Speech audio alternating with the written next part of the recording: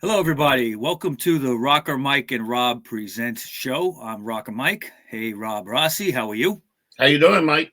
Okay, and we have a very special guest today. We have New York City-based musician Patti Rothberg. Hello, Patti. Hello, everyone. And like she says on her name tag right there, she's extra awesome today.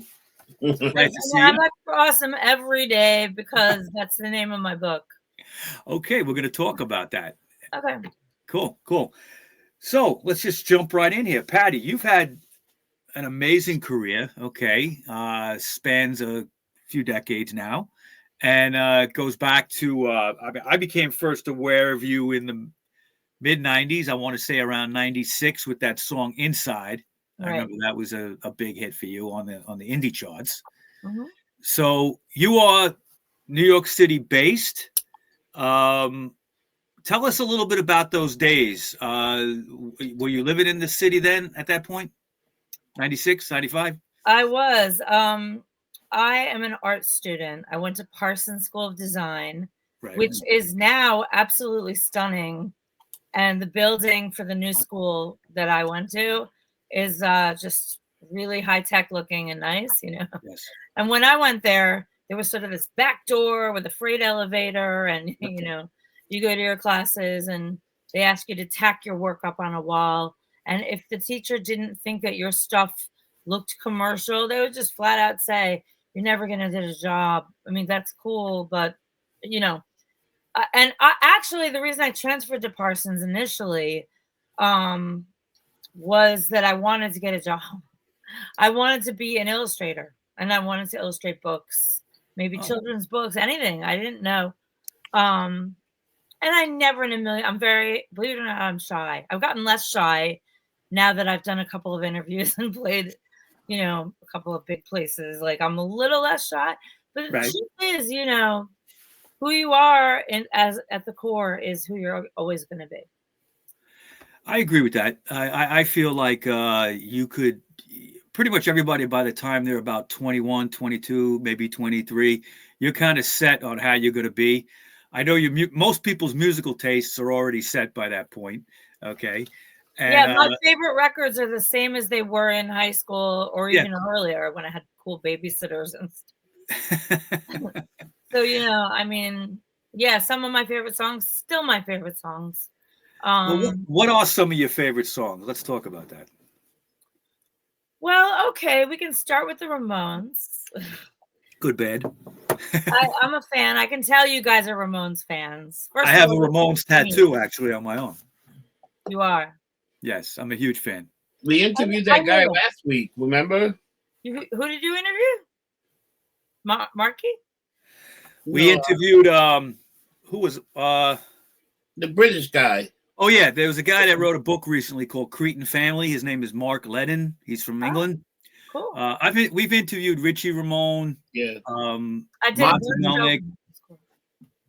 Well, for 10 years I was Joey Ramone in an all-girl Ramones cover band. What was the name?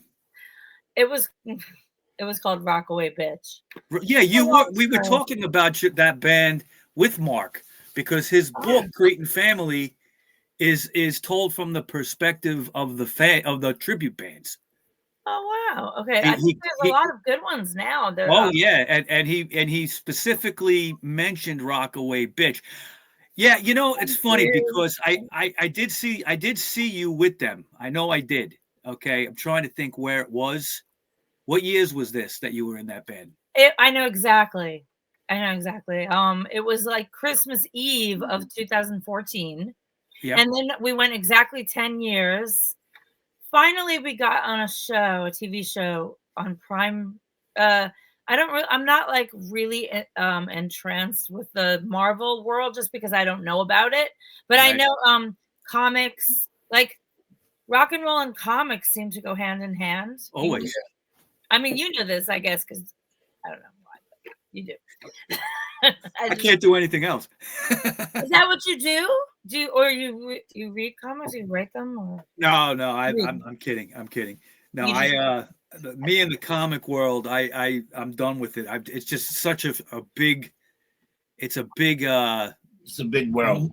big much. world of collecting. I mean, Yeah. at one point I had 50 boxes of comic books in my house. At Oh one my point. goodness. So I hit the nail right on the head, didn't I? Yeah, It must be my Dionne Warwick Psychic Friends Network. Miss Cleo. Miss Cleo. Oh, that's the Ruminators. That's my friend Jill and I live with. Yeah. And then, okay, so let me just I was going to start with a Ramones song that I like. I mean, one of my favorite songs to do was 53rd and 50 and Toyd. 53rd and 3rd, standing in the street. I mean, there's another thing of New York that's changed a lot. Now it's like a lipstick building. And it's like, which is kind of ironic, I guess, because I mean, everybody knows the New York Dolls. Everybody knows their humongous influence on every band. Yes. And, the Ramones did not try to glam up anything up. They were tough guys from Queens. They were like Forest Hills. Forest Hills. I know a lot of people out there for some reason. Like, I just always gravitated. That's a great new word. You just made that up. Yeah, I did. I always felt like Joey Ramone. For one thing, he was obsessed with rock music himself. In the early days, he would go and you hear an interview with speaking of comic books, Paul Stanley, and he'd be like, "Who's this tall guy that always shows up to our gigs?" Yeah, the Kiss show, or and everybody knew who he was. He was a star, from the get go. Exactly, and we've talked about this. I'll say it again for the millionth time. Is the Ramones were like the ultimate outsider band. You said you felt like Joey Ramone. I used to look like Joey Ramone. Okay, I had long, blue black hair down to here. Okay, wow. And long nice. bangs. What's that? I said you clean up nice. Yeah, that was a long. Well, I also 3 marriages later lost all of it. Oh gosh. Well, cause and effect, I guess. Yeah, but it's still all up here. Sure. But the Ramones are the best. They'll always be my all-time favorite band. And what's so great about them is so many people that branched off into even different genres. Okay, still cite them as an influence. So they really affected so many people. But you were in Rockaway Bitch. How'd you get in that band? My friend Raquel. Well, first I was in a video as a video vixen. My only job was to ogle the males in the we went down a set of stairs and we were there all day. But in the video, all we ended up as is just sort of like eye candy looking at this band.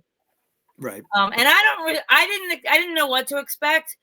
But I had this vision of myself, like in the Def Leppard video, fooling, like I'll be over a crystal ball, and they'll have cool makeup on me. Like that didn't happen. I think you can see maybe the top of my head going down.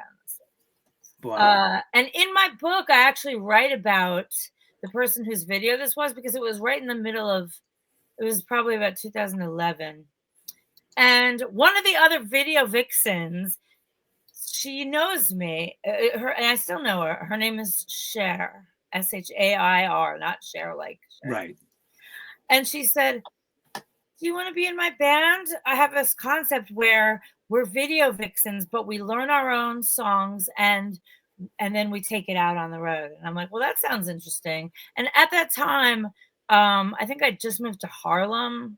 I had nothing better to do, so I was like, "Okay, let's try this." And up to that point, I was playing shows. I had a new manager, and we were doing, between the 1 and the 9. I was kind of looking for new things to do. Right. To make a long story short, we'll get to the Ramones part because I have so many stories, and I want to get to the part where I met Jimmy 3 times, and I can explain before I knew who he was. We're talking about 3 different looks. Jimmy Adams. Jimmy Adams from New York City fame. Snake Monster and all those other gigs. Right. So, okay, how do I tell this story in a short way? The other video vixen, we didn't play our own songs. We ended up playing metal covers. Okay. So I'm like, all right away, this isn't gonna work. It doesn't make any sense. Like, but it was sort of fun anyway. And we played at Dingbats. And do you know where Dingbats is? It's in Sure, I Cleveland. remember Dingbats. It's like it's still there, and it's still Yeah. like totally metal place to go. Like if you're a metal band, that's where you go. Right. And I had a good time there. My career kind of went backwards because I started out as a solo artist, and so many people they're like, oh, I'm in this band, but I really want to play my own stuff, and maybe if I do this, I'll get my own stuff. You went the other way. I went totally, I don't know what happened, but I ended up like in the quote unquote right place at the right time. But I was always looking up to the bands that were playing at the Continental. Sure. I went to Lollapalooza. I was like, I want to be in the Rollins bands. I don't know. Like, I loved Jane's Addiction. In high school, that was my favorite band of all time. Jane's Addiction was great. I saw them at L'Amour's. Oh, wow. In like 88, I think it was. And that's when they were doing like the, Pigs and Zen, like that stuff. And yeah. And their first record. Right. Like the live album was recorded around that time. But yeah, they were really onto something at in that period. They were really crazy. They were out there. Yeah, I mean, there's really been kind of nothing like it. In a way, they're a super group because they had. I don't think they're around anymore. But Dave Navarro. Yeah. Well, they just played recently. Dave's still with them. Oh. They're at each other's throats, but they. Yeah, I saw that. Right on stage. Navarro popped Perry in the face, like in the middle of a show or something. Yeah. Yeah, so, like somebody was singing the wrong note. I can't even imagine doing that. Like, but it doesn't matter. So here's the end of the beginning of the Ramon story. The bass player said to me, wow, we actually played well at Dingbats. So our thing together was we'll always have big Dingbats. Like in Casablanca, when they say we'll always have Paris. That was sort of our little inside joke. And then that band broke up, and a couple of years later, she calls me up. She's like, I'm in this sort of punk band. They weren't all Ramones yet. Right. But everybody looked great, and they were playing, Misfit songs, punk songs. And this particular bass player said, do you want to play Joey Ramone? And when I first auditioned, I was doing sort of like the Cookie Monster, like latter day Joey Ramone, like right. and like like, Animal Boy album type. Yeah. They were like, can you do, tonight, Yeah. And I'd been doing that my whole life anyway. So I got the gig, and I did it up until 2000. This past year, we broke up because of like really silly things, but actually they're not silly. But didn't you play a birthday bash? We never did. We never played. No, we were great. By the time after 10 years, we were very tight. Yeah. I'm trying to think where I saw you. I just can't remember. Did you see us at Drum, perhaps? Where? Oh, it's a club in New York called Drum. That was one of our really. Yeah, no, okay. Might have been the place in the basement. It's down, right? Yeah, you walk. Yeah. There used to be a sushi restaurant up there. Right. Yeah. It might have been there. I think Takahashi is still there. Mm-hmm. What is still there? I think Takahashi is still there. It's still there. I gotta go get some sushi. Anyway. Yeah. So look, this year I'm kind of like, I really don't want any hard feelings. So far, I'm doing pretty good. It's not even the 15th or something, but like, if I know or I heard through the grapevine that somebody talked S about me, I just forgive because it's not my problem. It's theirs. So, it's a good attitude to have. Right, that's my why take it on? It's a good attitude. Yeah, because it's like, what's it gonna do for me? Someone said something, big deal. You know what I mean? Yeah, I mean, most people say stuff behind the keyboard. You know what I mean? They're not even in your face, so who cares? Indeed. Yeah. So let's go back in time a little bit, Patti. Okay. Let's go back to the 90s. Okay. And you were at Parsons School of Design at that point, or that the early 90s or so, or? I started out at Boston University, actually, where I did my foundation year, and I learned about wicked assum and wicked this and wicked this, wicked that. Yeah, yeah. I didn't have a band then, but I was just beginning to, like I was like into Metallica and metal. I had a guitar that I bought at Manny's. Do you remember Guitar Row? Yep. When like guitar was king and everything. 48th Street. Yeah. Exactly, 48th Street. Manny's, and I used to always just go there and try different guitars. Now I haven't done that in years because it's kind of not happening anymore. The scene is totally different, and it's barely even there, to be honest with you. Yeah.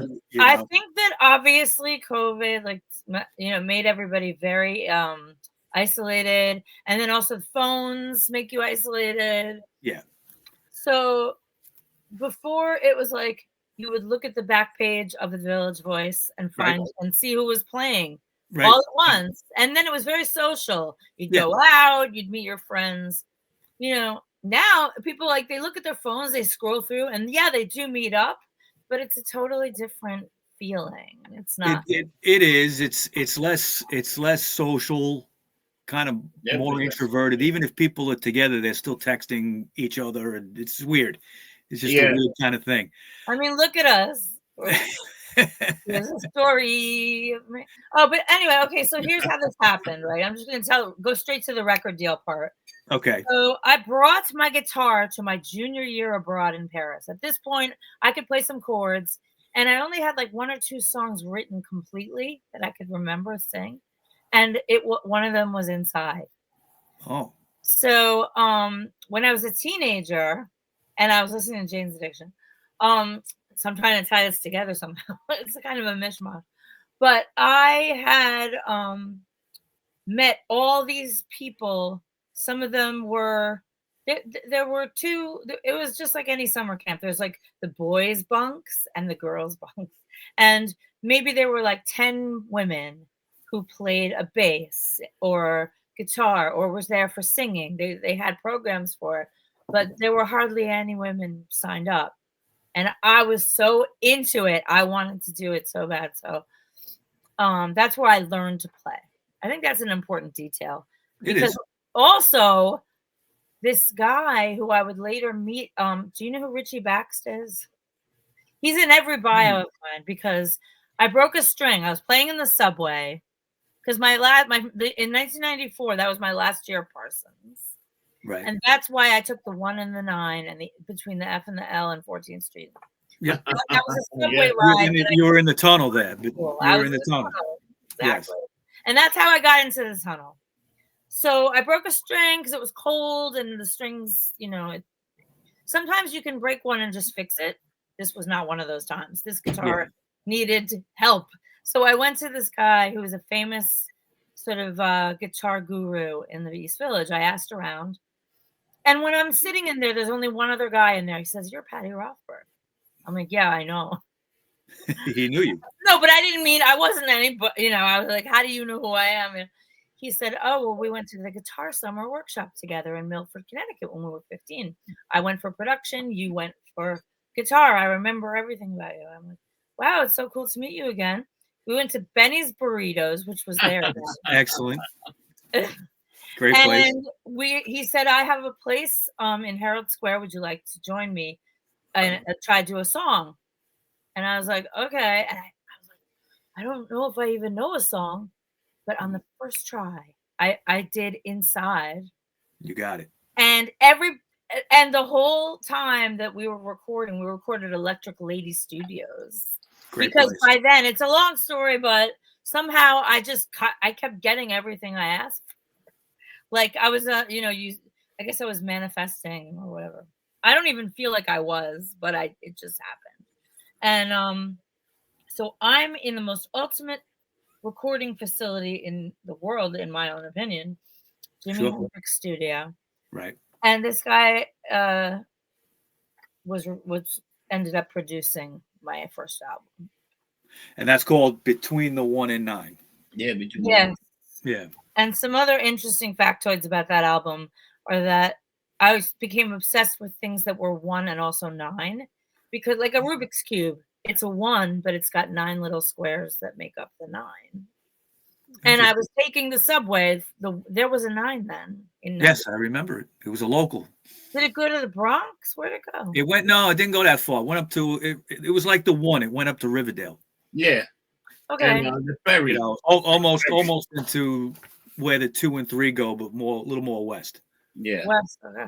Yeah. So I know they're now currently rebuilding in that tunnel, because I take the PATH train. I have a band called the Deep Drags, who are all from Jersey. Okay. And I'm the only Manhattan person. So now I'm taking the PATH train. And it's right in that same place. It's right near that tunnel. Well, yeah, you get it. Yeah, you get it like where the F is. Exactly. Yeah, on 6th Avenue. Yeah. Exactly. Yeah. Now, did you know there's another tunnel right after that? Do you remember it? Another tunnel after it? You used to be able to walk from the F all the way to 8th Avenue to get the A. Oh, I don't think I ever did underground. Oh yeah, that's a long tunnel.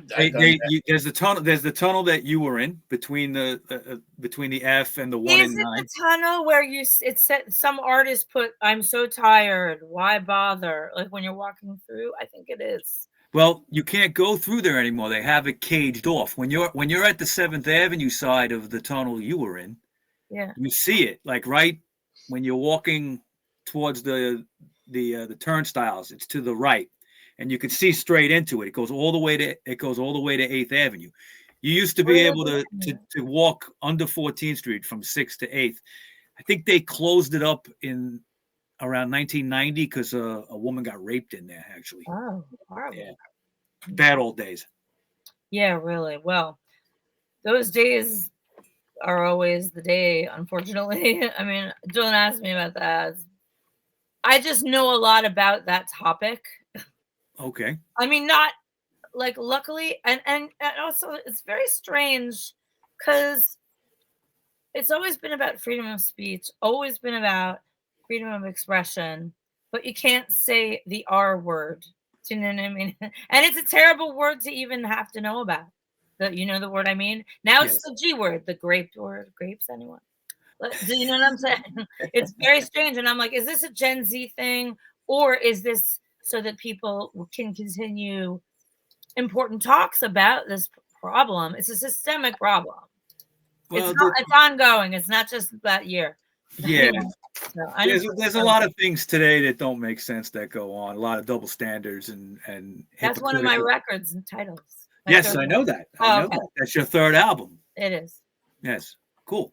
So when Inside came out, it was a hit on the old, what used to be called the alternative indie. Exactly. Adult alternative.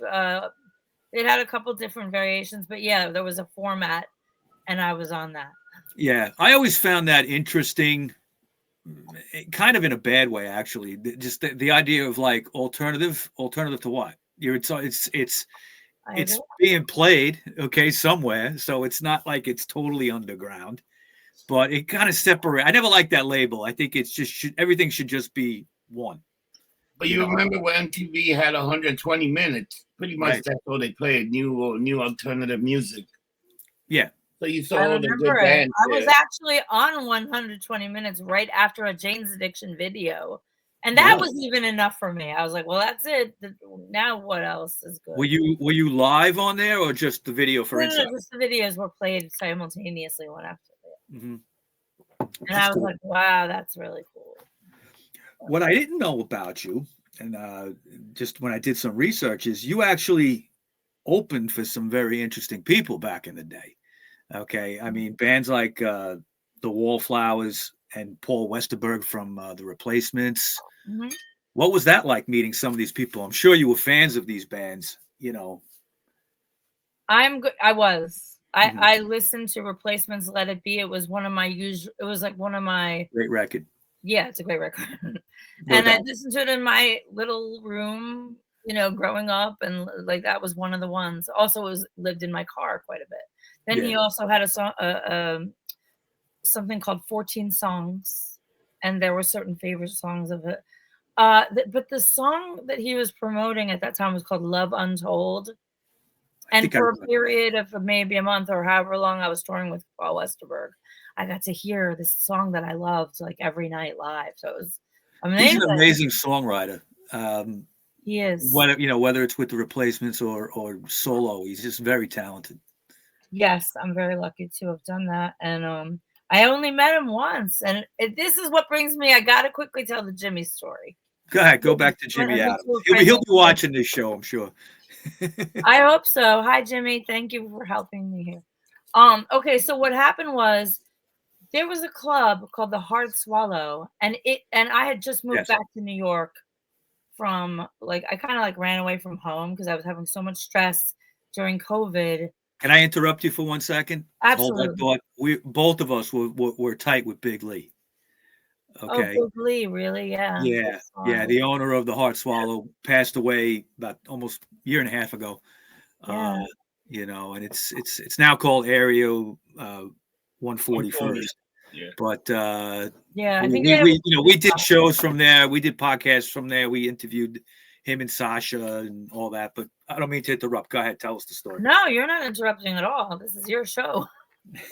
I'm just here to see you. Okay, so basically, when you play on a bill with anybody, it could be me, it could be Paul Westerberg, but it's you're like, do I have enough picks? Do I know what I'm playing? You're not thinking about the other bands. You might hear them and then say, oh, they're cool. I got to check them out on a night I'm not playing, because that's the only way you can really focus, or at least I can focus. So the first time I remember meeting Jimmy, he was wearing this skull cowboy hat, and he was playing his Flying V, and I thought, that guy's so cool, but I didn't know him at all yet. So I think that was the first time I met him. And then somebody who I thought was somebody else other than that guy was like, hey, it's Jimmy. You want to go to the diner? I'm right around the corner. And I was like, I would love to. So then I got to know this guy named Jimmy, but I didn't make the association that it was the same Jimmy.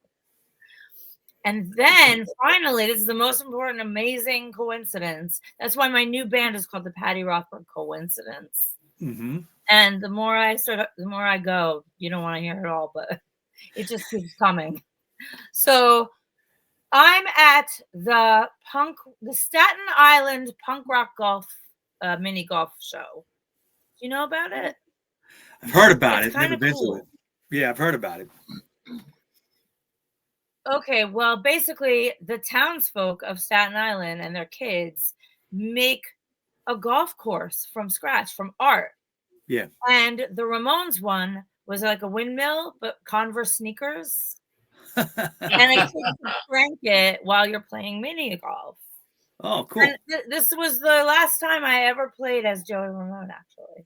I remember that. But and we were on the bill with this awesome band. They were a blonde, I think they're called Dirty Blonde. They're a blondie. So they would often put us with this great Clash cover band, or they put us with a blondie, to make sense. And then I'll answer your alternative comment. So gotcha. It's getting dark, and all the other girls are talking to their fathers, their husbands, whatever. They're eating cupcakes, whatever. And I'm meeting and greeting everybody because I'm dressed as Joey Ramone. And people want to talk to me. And I'm like, okay, I never mind talking to anybody. But I was like, you know what? I want to play mini golf. This is not right. Joey Ramone should play mini golf. So I went over to this guy who had a really friendly and familiar face. I still didn't recognize it as the 3 times a charm Jimmy. and I'm like, hey, he had a camera around his neck because he's also a very good photographer. A real camera, not his phone. Yeah, he's told me about his photography, yeah. Yeah, he's really good. And so I just thought he had a friendly face, and I said, hey, you want to play mini golf with me? And he said, sure, let's go. And we were awful. It was like whack-a-mole. I mean, I thought it was terrible. He tells another story. He says I was really good, but I don't think so. So then the last hole was like a simulation of the CB's famous bathroom, which is like disgusting. And it had like fake vomit. I remember it well. Yeah, I think it was the men's room, so I never actually did see it live. I played at CB's at the very, very end. Yeah. Once.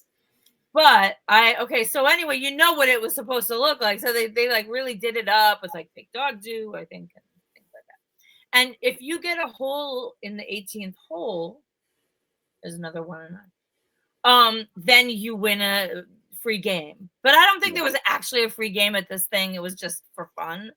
So, but most of the time, if the last hole, you get like some prize. So I said, okay, Jimmy, watch this. I'm gonna get a hole in one. And I did. And I don't know how I did it because I'm not good at golf, you know? So that's the miracle of me and Jimmy, because we were like, okay, that's it. Starting a band and we're calling it Hole in One. And we played for a year. We were a band for a year. And then yeah, he was telling me about it. Yeah. And I hope that he understands that, you know, I have to continue practicing like new material and stuff. Like I love Jimmy. I have total respect for him, and he's a very generous person. So thank you, Jimmy. And he took the picture of me getting the hole in one at the vomitorium CB's. Wow, that's cool. Yeah, I mean he's it's funny, you know, over the summer he took me out to lunch, and we were talking about all this stuff, and we realized like just how many people we knew, the same people. Okay. I was very close friends with Rick Rivets. I don't know if you heard of him. I know the name, I think. Yeah, he was the guitar player. He helped found the New York Dolls. Oh, okay. Okay. But he didn't get to record with them because he was kicked out of the band right before that. But he actually founded that band with Arthur Kane and Johnny Thunders when they were just a 3-piece. Well, they had Billy. It was like a 4-piece. But I was very tight with Rick, and he passed away in 2019. But Jimmy actually jammed with him a little bit with some other people a couple of times and stuff like that. I ran into Jimmy last year with his band Chuck.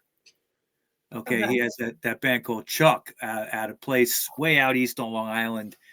He had invited me to come out, and he was seeing me online, and he was enjoying my posts, and he says, well, you know, we like the same music, why don't you come down?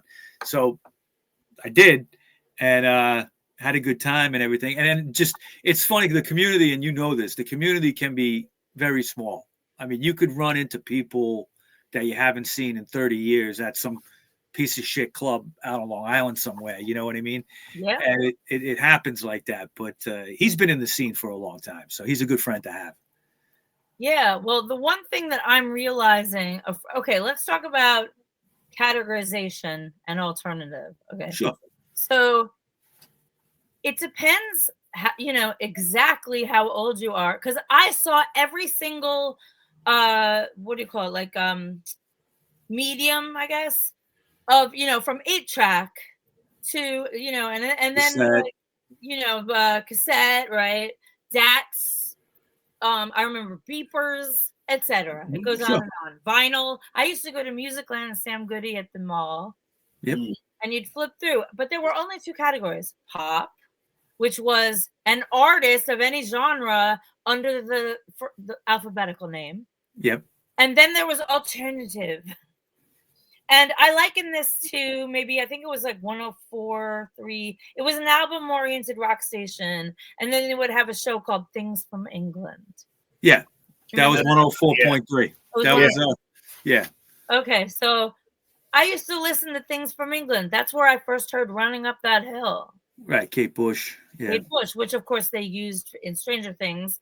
And then finally she gets, after all she did, she got a Grammy this year because they used her song in Stranger I know. It's the same with the Cramps, one of my all-time favorite bands. And, I love the Cramps, I do. Yeah, I miss those guys. They were one of the best live acts I ever saw.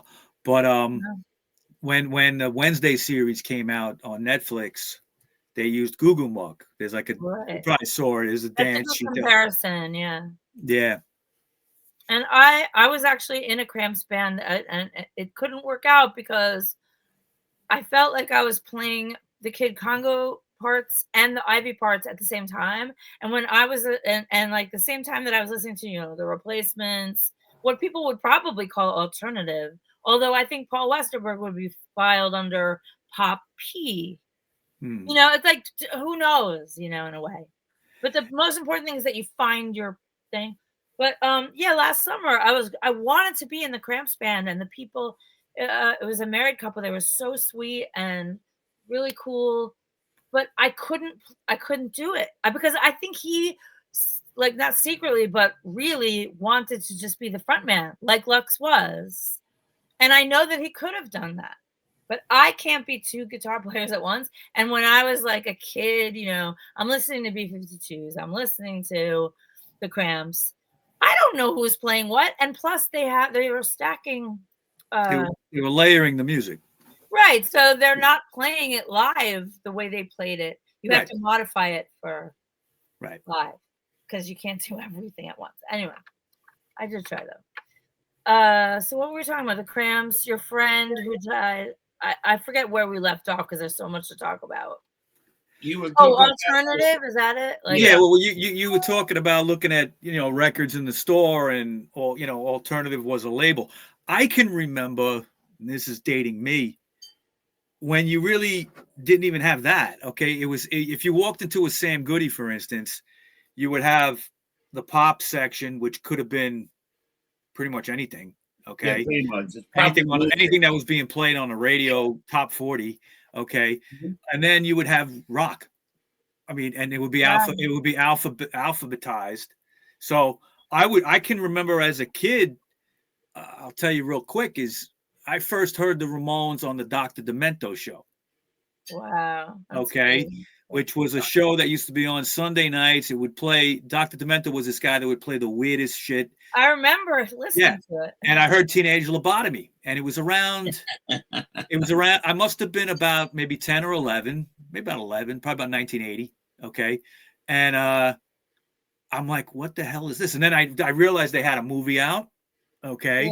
And I started kind of like checking them out, not totally diving in yet. I was still like, when I was 11, I know it sounds young, but I was really into like the Doors and Zeppelin and Jimi Hendrix. So was I. I think it's an 11 thing. Maybe it is. But then I was also into the Cars and Blondie. Okay.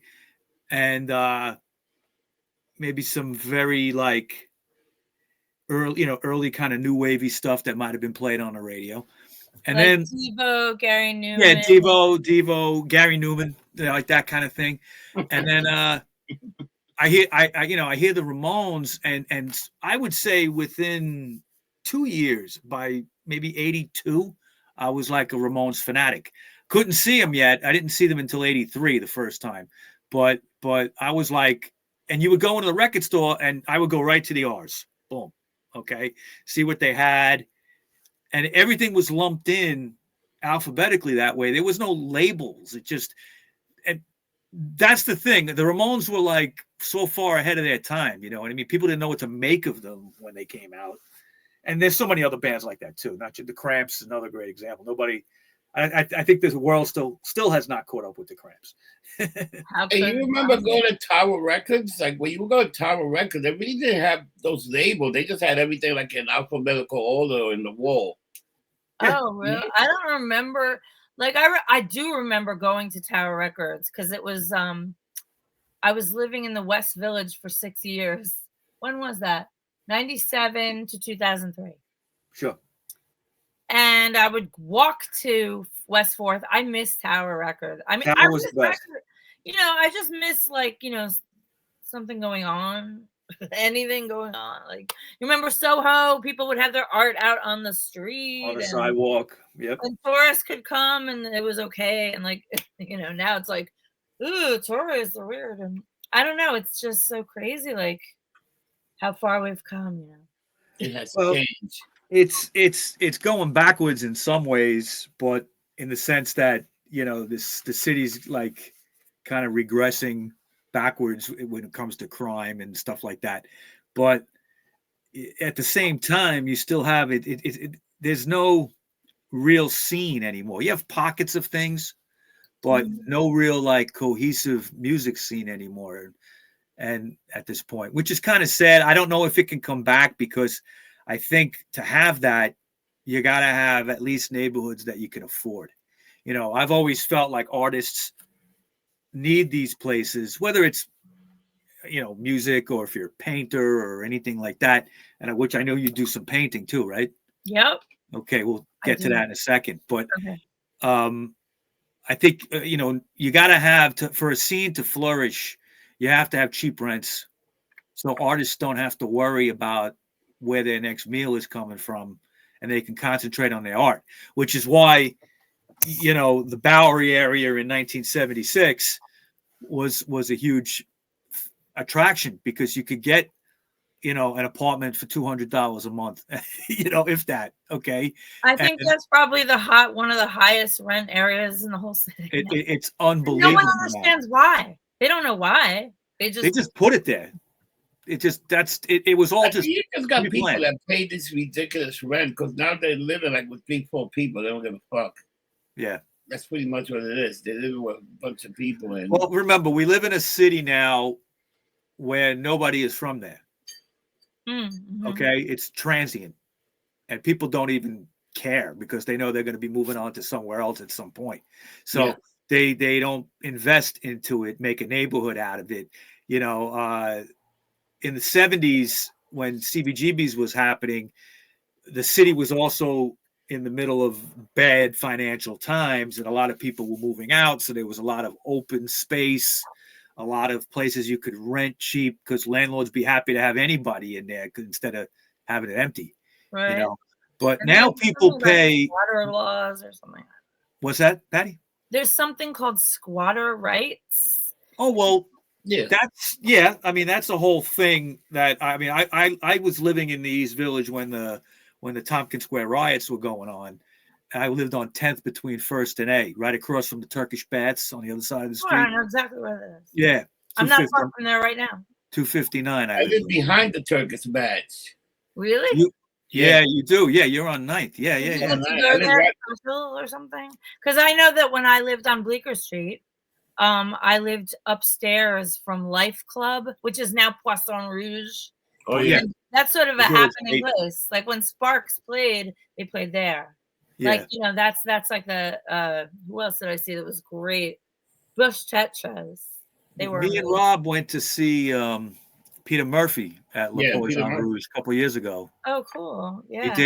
He did a David Bowie tribute show. It's amazing. Yeah. Wow. I wonder, I have a friend who's an amazing musician. His name is Andy Black, or Andy Black Sugar. And I know he played with, he was probably on that show. I'm trying to plug my friends' names because in my book, I thought, oh, maybe they don't want their name on it. So I closed my eyes and just pounded my fist on the keyboard. And I said, whatever it says, that's going to be his name for the whole book. So not a chapter. It's just a chapter, because otherwise it gets very tiring on your eyes. And when I gave him the book, you know what he said? He said, why didn't you use my name? I was like, are you serious? Okay. I guess you went, okay. Not paying attention. It was funny. But so tell us about your book. Okay. It's called, Extra Awesome. Extra Awesome. And I always wanted to do a book that reflected, like, what's life on the road like? Because I had the sort of Whitman sampler version. Like, imagine, in other words, like, I got to go on the road with Chris Isaak. Okay, now you're going to be on Oprah. And then tomorrow, I mean, most people it doesn't happen like that. No. And I don't think that anybody's career happens in a written out way. I don't think anyone's life happens that way. But mine, just for a time anyway, was just kind of really rolling. And you were on a roller coaster. Crazy. I was on a roll. I was on this roll. Yeah.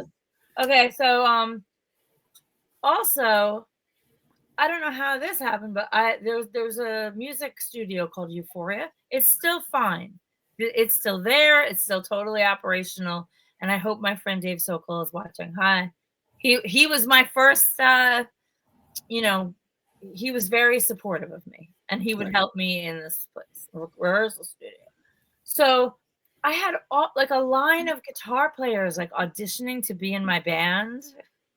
And I was like, why are you doing this? I'm just this random person. But after a while, I really felt like, well, it's in my best interest to play this role.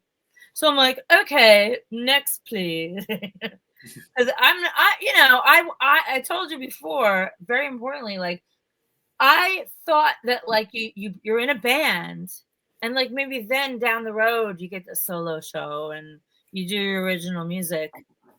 But they wanted like a solo act, like Jewel and Poe and all my Did you feel you were getting lumped into that kind of genre? Absolutely, of course.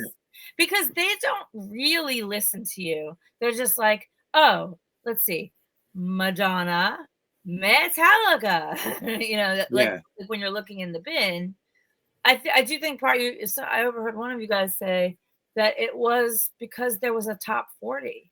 There was some kind of a cream to the top system. And it's now just, in a way, it's kind of good because real people make playlists, and then you meet people who also listen to the same thing you do, and it's organic. But it's so much. There's nothing to. It doesn't sort of like stream. Interesting choice of words. Into a like river that you can control or even listen to because it's too big. Right. Like, how do I navigate this? Like, I wonder about, Gen Z, like when they listen to music, how do they know what to listen to? Maybe they just pick a random thing. I find that, to answer that quick,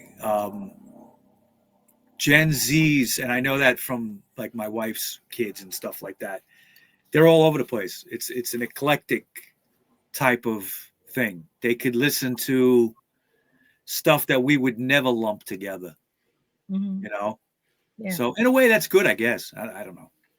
Yeah, it's just different because it's not the actual evolution in real time of, say, the Ramones. It's like, oh, the Ramones, they inspired everyone, and everyone's a fan of the Ramones. Sure. No matter what category they put themselves in. Yeah, because they influence people in so many different ways. Even just, I mean, I've talked to musicians that have said, not a big Ramones fan musically, but damn, those guys could play great. I can't play like Johnny Ramone. They'll say I can't do it.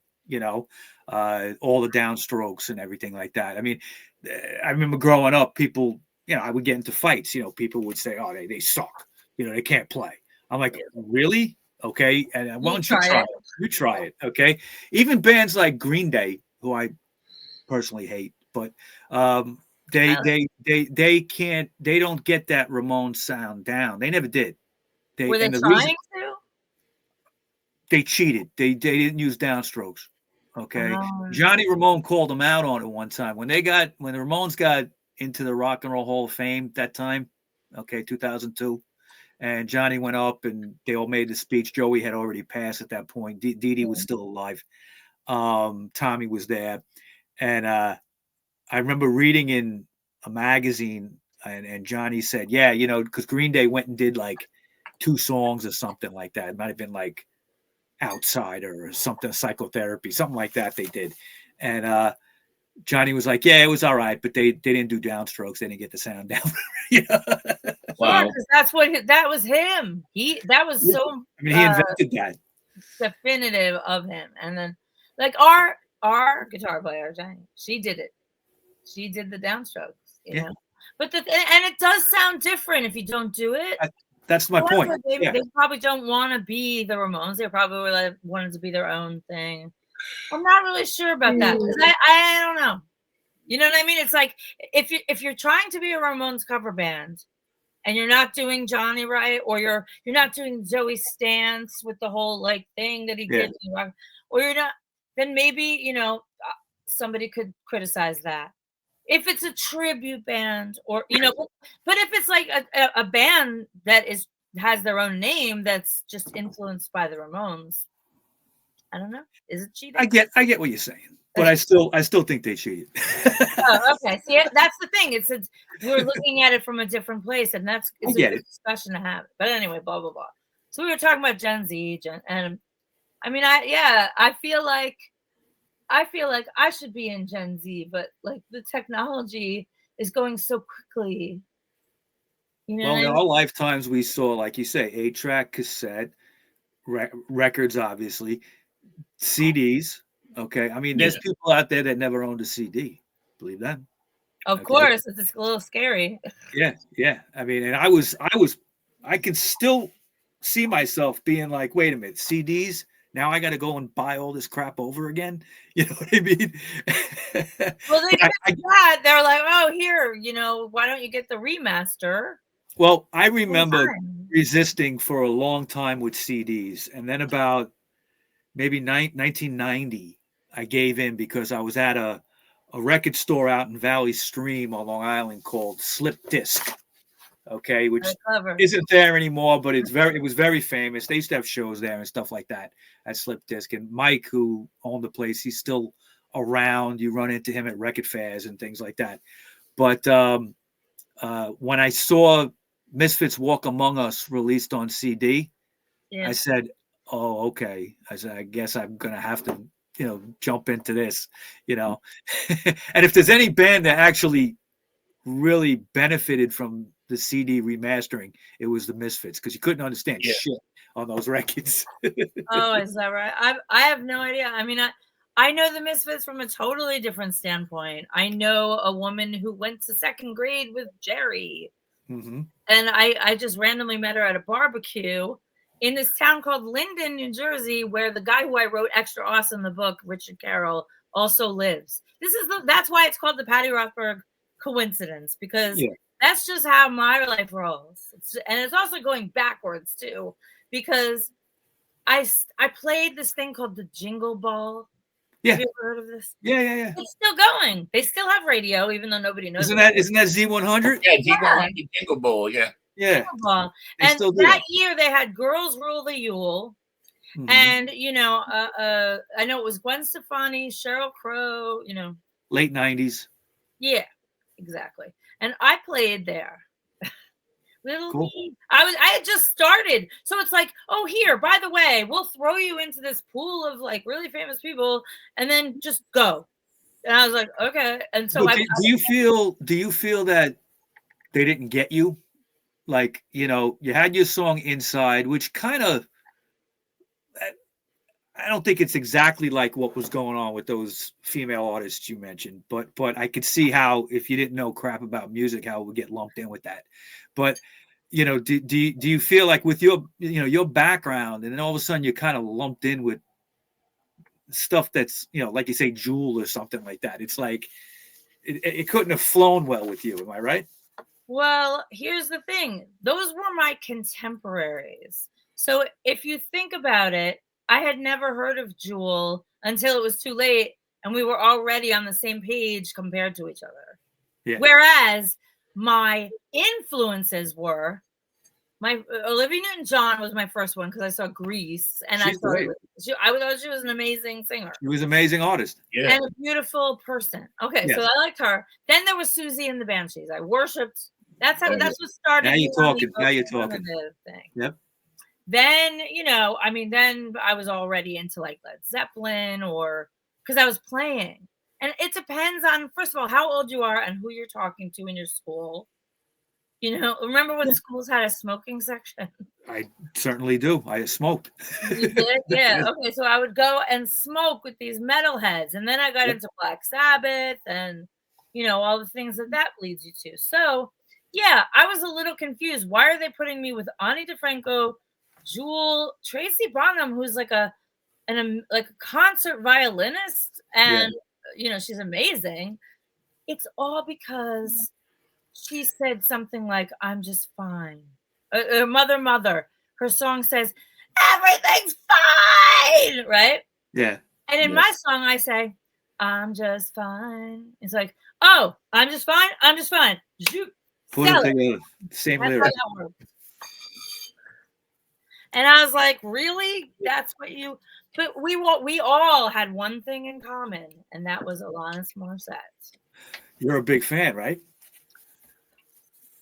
Everybody, it's like we all liked Alanis Morissette, and she was, she had some poppy songs on the radio, but they were trying to make it into a movement, right? And it was a woman's not. movement. Yeah, no, it wasn't. Oh, but just because, like, let me know when it's time to go, because I can talk for hours about that. You got a few minutes. Go ahead.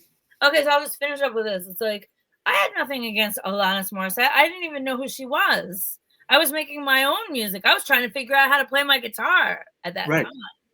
And then, by the time it all happened, it was like Coke, Pepsi, RC Cola, and the other shitty brand or whatever, They kind of just like lumped you. And I bet you maybe we all had the Jagged Little Pill album. And the one thing I can compare about now and when I experienced the lumping or whatever, the lumping, that's a funny word, is there were Disney and Nickelodeon. And then for boys, there was Menudo. And like, you know who even preceded that is the Jackson 5. Right. Because look, Little Michael is the most talented. We'll put him up front. The Osmonds too. And fucking get destroyed, really. I mean, I know what happened. I'm sorry about that. But like, he was so screwed up from like having to be, it's so much pressure on him. Like, okay, you're famous, so just work hard and keep working even harder. And he got talented. He was talented already, but he became the face of just. Well, I think with Michael, it was like a double whammy where he had the music industry working him to death as a kid. Okay. And then he would go home and he wouldn't have any refuge there either because his father was such a piece of crap. Okay. I'm glad you're saying this, not me. But it's all true. Yeah, I don't care. I'm telling it like it is. It's all well known. But he had no place to run. Poor guy. And he was also like a Jehovah's Witness, wasn't he? That's a whole other conversation. Yeah. No? Yeah, he was. Yeah. I don't know about that. I mean, if you can't celebrate your birthday, because that's got to be hard too. Yeah. He was definitely Jehovah's Witness. He was. They all were. And all the actors are Scientologists. There's always something. People are lumping themselves into things. I wasn't. And the thing that's so ironic, don't you think, is that the Ramones, I've done a little bit of thinking on this topic. They're sort of like everybody's outsider. Yeah. They are kind of. That's ironic. But the world changed a bit and kind of caught up with them, because when they first started, they were the outsider. I mean, look at Joey. Look at these guys. There was no way these guys could be anything but a band. Okay, I mean, Joey wasn't going to go work in a bank somewhere. Okay, so so it was the ultimate outsider band. The only other band I think that compares with the Ramones in that way is Motorhead. Yeah, Motorhead was good. Okay, Motorhead was like this just force, okay, from England that I saw them many times live, and they to me, I always wish the perfect bill, the perfect tour would be the Ramones and Motorhead, and every night they alternate who opens for who. Maybe you can make it happen, because there's a lot of good tribute bands out there. Well, obviously, it would have to be a tribute band. Right? It's a good band in heaven, but if you want to. Oh, they're jamming up there. That's for sure. Definitely. Oh, he wrote a song about it's RAMONES. Yeah, right. And the Ramones actually recorded it too. Yeah. Oh, I didn't know that. Yeah, later on, towards the end. Yeah. CJ sang it, but. Oh, I did know that. Right. That's why I didn't know it so well, because I didn't sing it. I just want to, in closing here, real quick. I know you're also into painting. Yes. Okay. And I wanted to ask you: is your painting obviously it's separate from your music, but I mean, is your music influenced by your painting, or is your painting influenced by your music, or where do you get your inspiration to paint? That's a great question. Some musicians or songwriters, they cannot write the lyrics first, or maybe they can't even write lyrics at all, or they struggle with it. I'm the opposite. I start with an idea, then I have to distill the idea and give it a name or a title. Yeah. Then it's like, will it be a painting or will it be a song? It could be either. It depends on what I'm trying to express. So yeah, they're totally linked. They're totally linked. Like and there's always a little touch of like a wink and a nod in both my songwriting and my paintings. So I'll just name a song. I'll name a painting. Sorry. See what I mean? It's called I Kissed a Grit. And it's got a picture of Katy Perry on the left. And her song, I Kissed a Girl, it's like a bop. It's like a 2000 something. I remember this song. It's like Sabrina Carpenter or any of these people that are like, you can dance to it. And it's like, oh, I was bored and I had too much lipstick on, so I kissed a girl. Okay, so that's that kind of kissed a girl. Kissed a girl and you liked it. Yeah, and she liked it, and she hopes her boyfriend don't mind it. Yeah. Okay, so that's a different thing. Then we have Jill Sabule, who's like got Fabio in the video. So she obviously takes it with a sense of humor also. But she's saying a different kind of thing with it. And then in the middle, I have a picture of Flo. By the way, that's paintings from Alice. Yeah, to kiss my guy. I was going to ask you if that's what the reference was. I agree. My grit. And I'm like, if you really want a women's movement, use her. She told guys off every episode. I loved her. Because why not? She's so cool. Yeah. So, yeah. They're all cool, but they're different. You know, they're saying the same thing, but they're doing it in a different way. And Linda Lavin passed away 2 weeks ago. I know. Yeah. Sorry to hear that. Yeah. So you have a band called the Patti Smith Coincidence. Patti Rothberg Coincidence. That is a coincidence. Patti Smith. I'm sorry. How that works. That works too. She's a huge influence on me. Yeah. Oh, absolutely. What's up with them as far as touring? Are you playing some gigs around the city? Anything, anywhere else? Anything going on with that? We are currently, coincidentally, the band that was Hole in One with Jimmy is now called the Patti Rothberg Coincidence. Okay, it's the same band.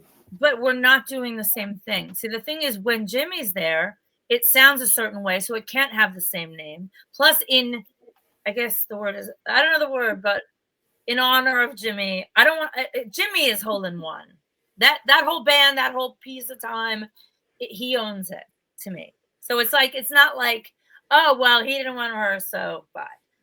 I mean, it's still really important to the evolution of what we're doing now. And what we're doing now is we're rehearsing my first album to try to make it sound the way it did in 1996. Interesting. You're bringing it back. Bringing it around. Full circle. Bringing it all back home. You're going to be playing autos? Probably, yes. Cool.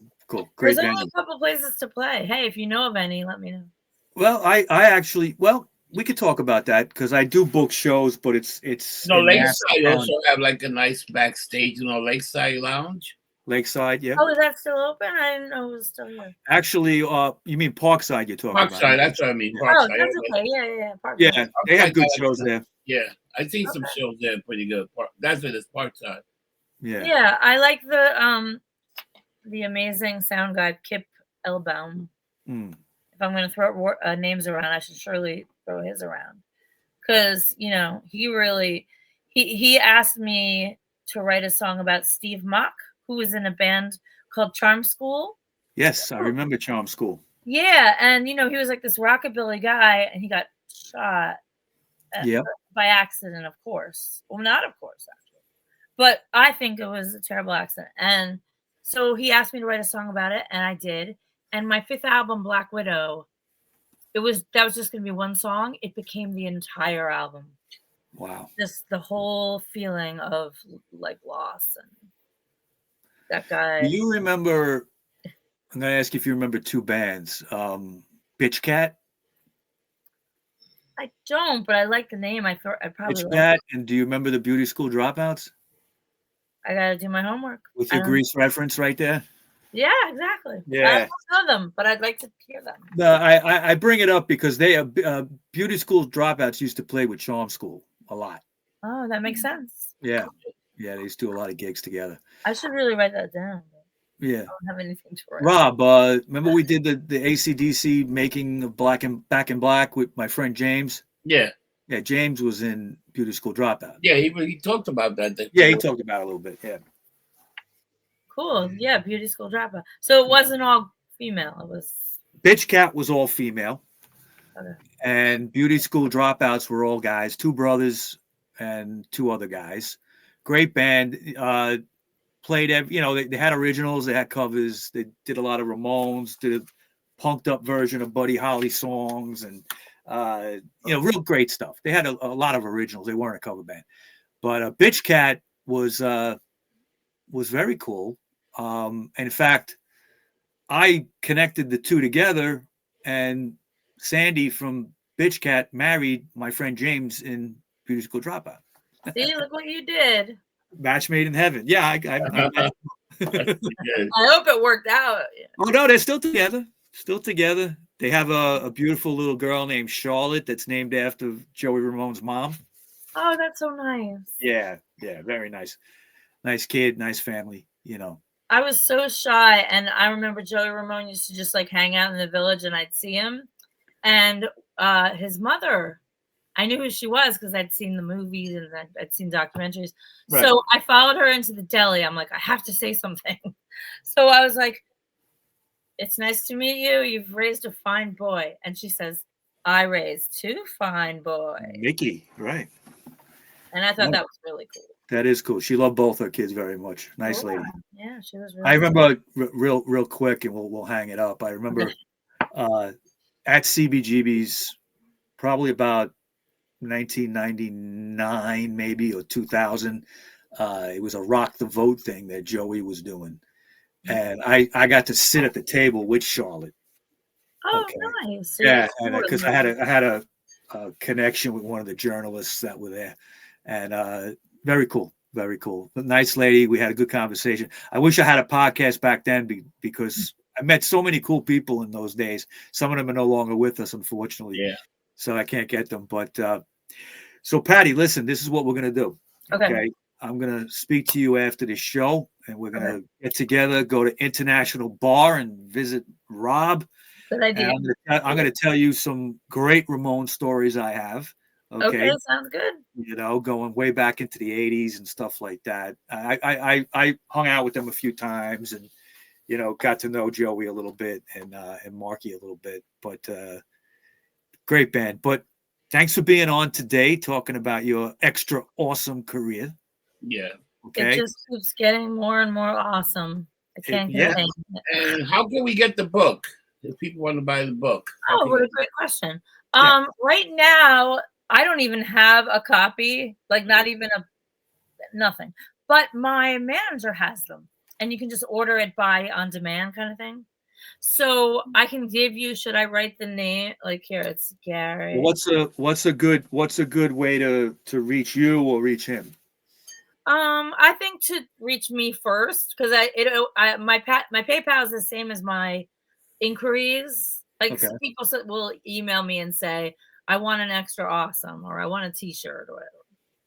So, and then so they email me. So should I give you my email?